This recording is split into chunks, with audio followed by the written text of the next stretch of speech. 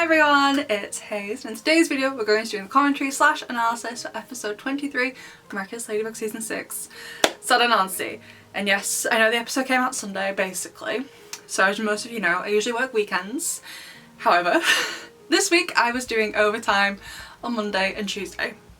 So when RTS, for reasons unbeknownst to me, just decided to air it randomly on a Sunday, I couldn't do anything. I didn't find out, I can't actually get signal at work. I didn't find out till I got on the train home and I was like, oh.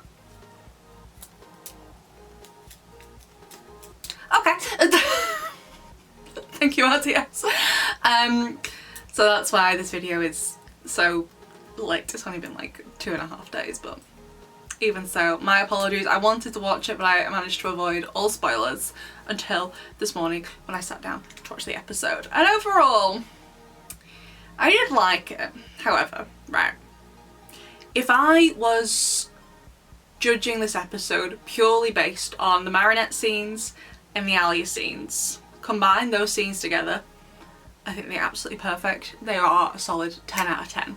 However, I just didn't think the Akuma was strong enough, so overall, as a result, the episode gets an 8 out of 10. Like I said, the Marinette and Alia stuff, amazing, perfection. So good. All the emotions, everything that was going on in those scenes, I absolutely adored every single one of them. But I'm just unsure about the Akuma, because I don't even really understand why Nora gets akumatized. Like I say in my reaction video, but before you get to seeing what happens, how she gets akumatized, I'm like, where is it? Where's the Akuma? Where's the reasoning for it? And when we get it, I'm just a bit like, okay. She seems quite happy though, happy-ish. So I'm just a bit confused why she gets akumatized, to be honest. It just seems strange, and it also seemed, she seemed quite easy to defeat as well. So it just seemed really odd to me. So love the rest of it. Not so keen on the Akuma stuff. However, I did like some of the structural choices, not the weird finding out after the Akuma why the Akuma happened, but I really enjoyed that it opened with the ending of the episode, and first of all, confirmation of the Senti Monster stuff, like properly. I will not be taking it for it. Oh my god, I still get it all the time, and I can't work out if they genuinely believe it or they're just, you know, people saying it because they think it's funny. I just genuinely, I have absolutely no idea, but I like the idea of opening with the ending, and that when you actually get to the ending they subvert it, because you spend the whole episode thinking by the end of it she's going to have told Adrian the truth. When you get to the ending, she has not. I really like it. So it's basically spends the whole episode seeing how it gets to that point, it builds up to that confession at the end, but then it keeps the suspense going and the tension growing. And I just thought it was a really cool idea to open it that way. And then the cafeteria scene, super cute. I first of all loved the general tone of the scene. It was a lot lighter because the rest of the episode was honestly pretty heavy. So I really enjoyed that this scene in the cafeteria was a lot lighter. I thought it was great. I also loved when Nora and, I guess, Brandy, does he have perhaps a different name in another dub? I don't understand the twig thing. Right, Brandy. Okay, whatever. Let's go with Brandy. I loved the little Miraculous logos they had for when they were preparing the food. That was so cool. And oh God's sake, Nino, it did make me laugh when Marinette was like, you need to tell a secret. And he's just like, oh, that and carapace? That's not a secret anymore, Nino. Everyone knows. He's so funny. And then the thing about we call it candy floss here, not cotton candy. But why, surely he thinks all food is deceptive then, because none of them have faces really. So honestly, I'd feel weirder about food if it did have a face. You know what I mean? He just doesn't care about whatever. But like I said, I'm not going to criticise it too much because I really think having a lighter scene was necessary given how emotional the rest of the episode was. I did think it was so cute, the confession from Brandy. Absolutely adorable. And Nora's like, was it a fib? And he's just like, Pedu. So cute. And then I was so worried at this point when Nora was like, me and you? Absolutely not, never in a million years. And he's like, was that a fib? And she's like, yeah. Adorable. Loved it so much. That was definitely my favourite Nora scene out of the whole episode, I'd say. Then the class scene, super cute with the DJ Wi-Fi, adorable. With the Marinette and Adrian, she's lying to him, so then we go to the bathroom scene, and again, I loved all the Alia and Marinette stuff. I'm whizzing through these notes. This might be a shorter video. she says, and that'll be longer than the episode itself. But the bathroom scene, again, like I said, if I was judging this episode purely based on the Marinette and Alia scenes, easy 10 out of 10, absolutely no questions asked. It's just the Nora stuff, I just didn't think it was strong enough. Like, don't get me wrong, this episode is quite obviously, in the grand scheme of things going on this season, in terms of whether or not Marinette is going to tell Adrian, and honestly I do think we will end the season with him knowing, whether she tells him or someone else does, but I do think he's gonna know. So in the grand scheme of things, this is obviously a very significant episode, but I just wish the Nora stuff was stronger because everything else was just absolutely amazing in my opinion. So yeah, the bathroom scene, loved it, all the emotions, and then when Marinette says about this, it's wall separating us. No! And then I love the comparison where obviously, so in the cafeteria scene, Alia reveals that her and Nora don't share a dad, and so that Alia said, like, when she found out, she didn't really care that she and Nora didn't have the same dad. What she cared about was that everyone had decided that she didn't need to know, which is totally right. Like, I remember, for some stupid reason, we used to always have this conversation in high school, is that if you were dating someone and me, your friend, found out they were cheating on you, would you want me to tell you? And my answer always was, and it still would be now, would be yes. Because it shouldn't be up to someone else to keep that secret from you. It should be down to you to decide what you're going to do with it. People should tell you. The only time I would recommend keeping secrets from someone is if it's when you're like trying to throw like a surprise party or an engagement. For example, I talked about this in my reaction video, but my youngest brother recently proposed to his girlfriend, now fiancée, because she said yes. And she lives here in the area of the country we do, but originally she's not from here, so he travelled to go and talk to her parents to ask their permission to propose to her. And he at the time lied to her and said, oh, he was going out with his family for the day, when he wasn't. He was going back to her hometown on his own. So whilst he was there, he kind of like took a load of pictures. He like took pictures with their parents, with their family dog, in like the big shopping centre they have in that area of the country, to be like, hey, it's kind of like a landmark there.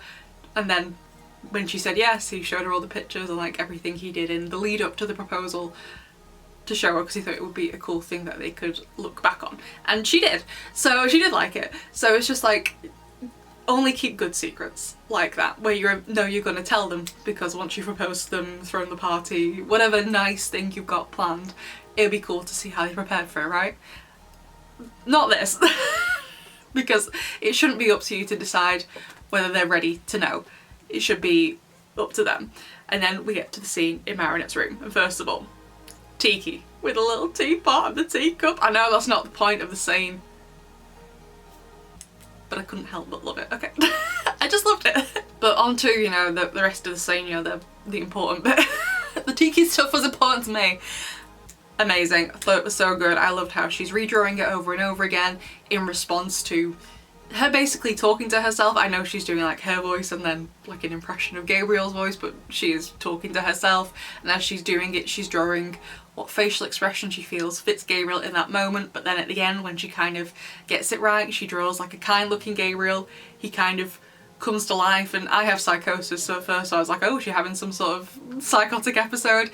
I don't know if that's the correct interpretation. It would be cool if it was, because I know psychosis is so stigmatized, but I really enjoyed, if you forget about the mental health aspect, like the artistic way they chose to express that. I thought that was so cool, with him eventually talking back, and then Jo in like the bit in the mirror where she's looking at herself, but she starts talking and it's Gabriel's voice coming out of her. I thought it was so good, and I love the idea that Gabriel thinks that he and Marinette are the same. And I disagree with his statement, but obviously it, you know, it's said to upset her. I do think they're similar in that they want to do what's best for Adrian, but Marinette genuinely thinks she's protecting Adrian, and I guess that's similar to how Gabriel started. He thought at first he was genuinely protecting Adrian, but then he basically just goes on to ignore and neglect and emotionally abuse him. I highly doubt Marinette would ever do that. That's not to say what she's doing at the minute isn't wrong. Of course it is. She should have told him the truth ages ago. But so they're similar, but at the minute anyway, I wouldn't have said they are the same, but they both think that they know what's best for Adrian. I really enjoyed the comparison between them. Now, however, in my opinion, I really feel that between the bathroom scene with Marinette and Alia in the bathroom at school and the bedroom scene with Marinette, I really feel in between that should have been Nora's Akuma scene.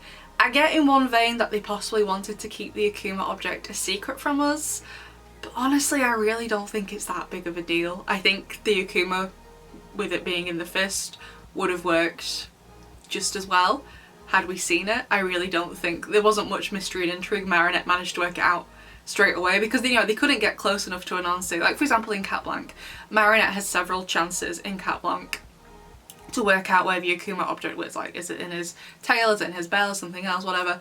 So she tries different things over and over again. Whereas in Sadnansi, they don't get close enough to her to be able to try and work it out, and Marinette works it out immediately. So I really don't think it was necessary to not show it us until later. I think it would have been fine happening in between, and it also would have split the emotions of what was going on with Marinette up by putting the Nora and Brandy Akuma scene in between the two. I think that would have worked really well. And also, even though I think the scene should have gone there, I still don't understand why Nora got akumatized. Because like, in one vein, I understand why she's upset that, you know, she's going away to Shanghai. She still wants to go, but she's going to be gone, I think Alia said, for a year. And she's leaving behind in France this man she's in love with. That's going to be difficult. Of course it is. I'm not going to pretend it wouldn't be difficult and that you wouldn't be upset by that. But now you know he has feelings for you too. Don't get me wrong, it would still be hard. But I think, like, I don't know, I just think I'd be happy. I don't know, maybe it's just a lack of understanding from me, but I'm just like, I just don't think it's a strong enough reason to get akumatized, in my opinion. I don't know, maybe it should have been something like they confess to each other, but like he's keeping a secret from her because he's getting her a going away present and she thinks he's being dishonest, and as we know she had this other boyfriend. It sounded like they had a really toxic relationship or whatever. I don't know, it just seems like a bit of an odd reason to get akumatized.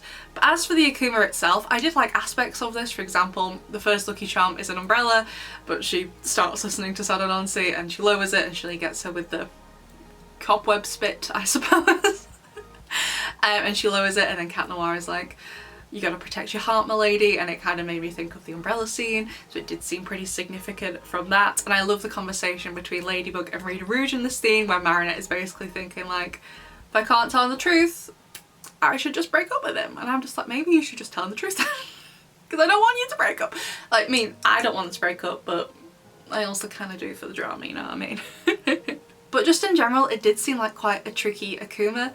Anansi, in comparison to a lot of Akuma villains, is quite strong due to, you know, her extra limbs, and also she is like physically quite strong. She's stronger than the kids are anyway, even 4 of them. But it just seemed really easy to win against her. Like, I did like the idea that they used Brandy, and I did like, I'm not sure if this is what they were going for, but I did like how they did something similar to in Volpina, where Lila has an illusion of Adrian. So Cat Noir is like, well yeah, it's an illusion because I'm here, but Ladybug is like, oh no, it's real, because obviously she doesn't know. So I liked the idea because this episode was about lying, whether or not you should tell the truth, which Volpina is as well. I like the idea of it linking back to that and then using Brandy. But for example, when they land on the floor underneath the Eiffel Tower on the ground and they're all surrounded by everyone, why is no one shooting the spit at them then to hypnotise them into these love-hating zombies? I didn't get it, it just seemed a little bit selective to me, in my opinion. So aspects I liked the umbrella bit, and I love like the echo to Volpina if that was the intention because of all the lying. But otherwise I just thought it was a bit meh. Although I did love the goodbye scene between Nora and Brandy. That was super cute. I just think the reasoning for the Akuma scene should, first of all, the reasoning should have been better, and second of all, been earlier in the episode to break up the Alia and Marinette stuff. So then we go back to the beginning, which is the ending. And honestly, I think at this point, Marinette, you're gonna have to break in one night and burn the frog. Just burn the frog, okay? Frogs are bad news in this show, okay? There's a reason why there's no frog Miraculous, or at least not that we know of. And if there was one, I bet it would be the evil one. It would be like, I don't know, the Brazil's Miracle Box equivalent of the butterfly Miraculous. I don't know.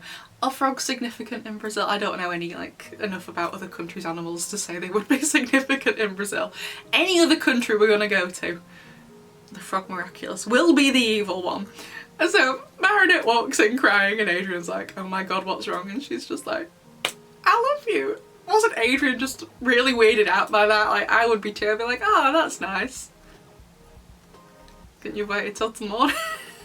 Couldn't you wait till tomorrow to let me know?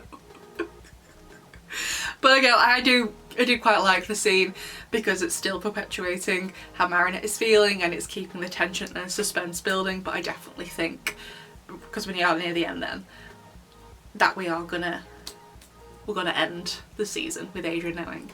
And I am so excited. But of course now we need to talk about the post-end card scene. Love this, with Alia basically using her power of illusion to quite literally visualise what happened at the end of Recreation. Love the idea. She's trying to work it out. I'm just trying to work out, what exactly does Alia know? Because do people know the wish happened? Because I don't know.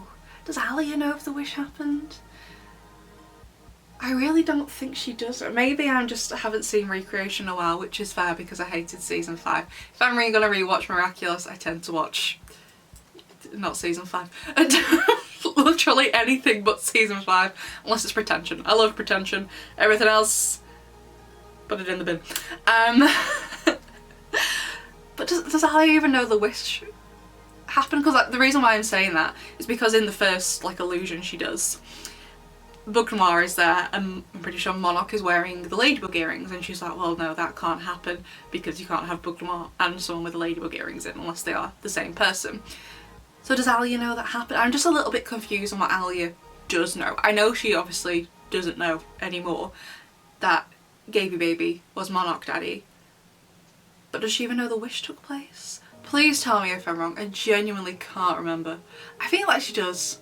She does? Yeah, because in that scene with Alia and Suhan, she's like, after the wish or whatever, I couldn't find the earrings.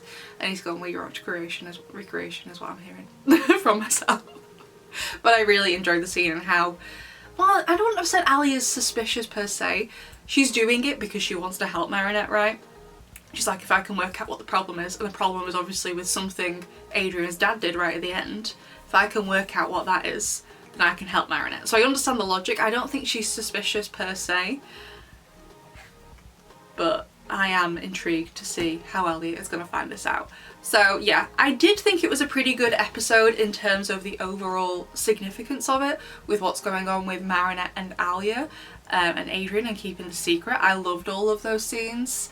I just feel like the Akuma could have done with some work. I understand why they picked that Akuma for this episode, because it's about love and telling them the truth, even if you think that person isn't ready for the truth. I get it, I understand. I just don't think it was strong enough, in my opinion. But anyway, that's what I think, and please let me apologise for being so behind and replying to comments. I've just had a lot going on in my life with the amount of overtime I have been doing at work, and also just unfortunately some family problems I've been having. I am fine, it's other members of my family who are going through some stuff at the minute, and I've been trying to support them. So whilst I still want to make videos and reply to comments and stuff, I have been pretty tired. But don't worry, I'm gonna edit these, and then I think tomorrow I'm gonna have a nice day. And I'm gonna finally watch the new season of Bridgerton, because would you believe it, I still haven't even watched it. That's how little time I have had. Yeah, hasn't been good. Please leave your comments down below. I can't wait to read them. And my apologies for being so late with this video, but I have to work and I do love my job. But anyway, besties, let us know what you thought of this episode, and I will see you in the next one. Bye!